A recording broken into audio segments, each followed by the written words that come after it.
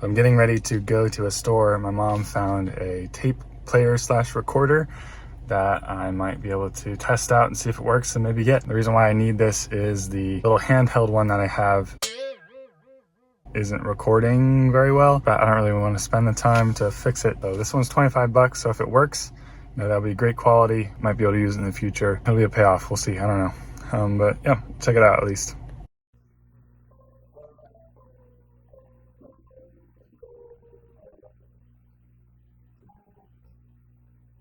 I went ahead and got it. It was listed for $25, but they didn't know it was broken. So when I told him, he took it down to $10. Super nice guy. And so now I'm looking at it. Let me show you what the issue is. As you can see, I've got a tape in there right now. If I try to press play, makes that terrible noise. And the reason that is because the belt in the back is not there. You can see it's spinning, but the belts are missing.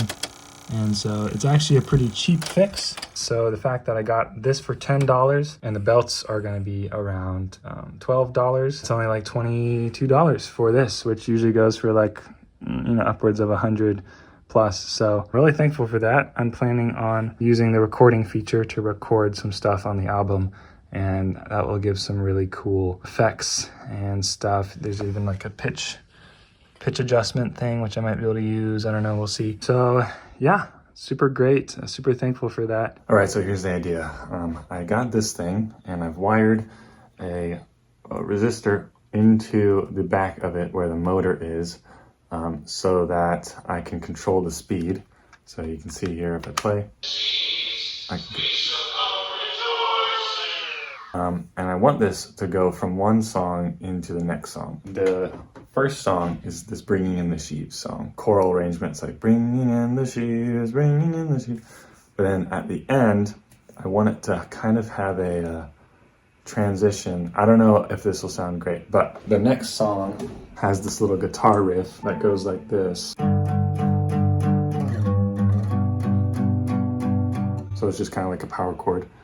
But I'm thinking, what if I have the Bringing in the Sheaves song kind of use that pitch, that tape pitch to go, and then if I do like a loop, let me just show you what. You can see here, I've got this kind of looped section. So it's like, kind of like a looped tape. But if I take that, I've actually done the math so that if I pitch it to the correct pitch of the guitar power chord, then it should be the same strumming tempo as the power chord. So it'll kind of go from bringing in the sheaves.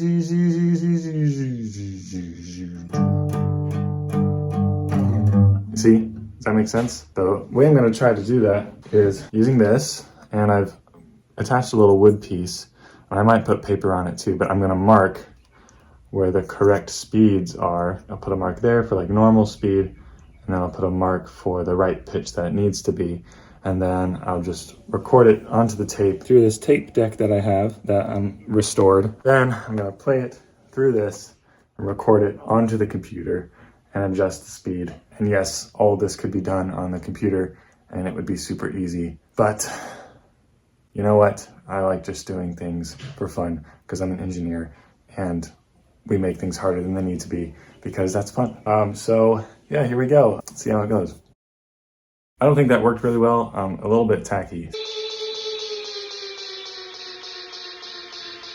So I think I'm just gonna go with a little more simplistic. Just use the tape a little bit at the beginning to like make it slow down, not distractingly so, but just like, like that. And then it will go up into the actual pitch for the chorus. So we'll try that, I think, but now I gotta record it, the whole song off of here into the tape player. So gotta do that now. Record, and then start playing it, and then start playing this. All right, I think that's probably enough. Here. All right, so I've just recorded it onto the tape player, and I made a little bit of a mark. You can see it there, where that actual pitch should be. And then at the end of the song, I'm gonna go and make it like, And then at the beginning of the song, I'm just gonna let it play a little bit lower than normal, so it sounds a little bit off, and then I'm gonna vamp it up into where it's supposed to be. So let's try that and see how it goes. All right, I did it. I'm gonna, I guess, give you the headphones, let you hear. There we go. So it starts out the low part right here.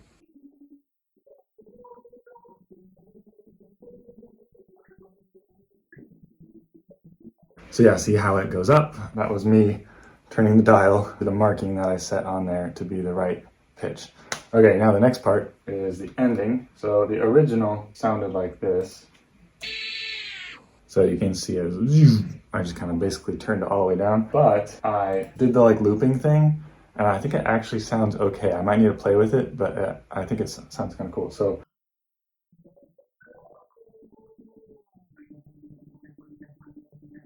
something like that, but I matched the pitch perfectly.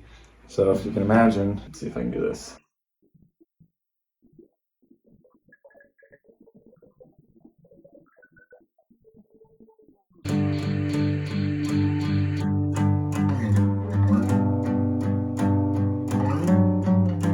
So yeah, I don't know, we'll see. I'll have to maybe come back to it later and see what I think about it. But I think it actually sounds kind of cool. I don't know, maybe a bit too tacky and weird. So yeah, there we go. There's day one of trying to get this thing to work. Thanks for coming along. See you later.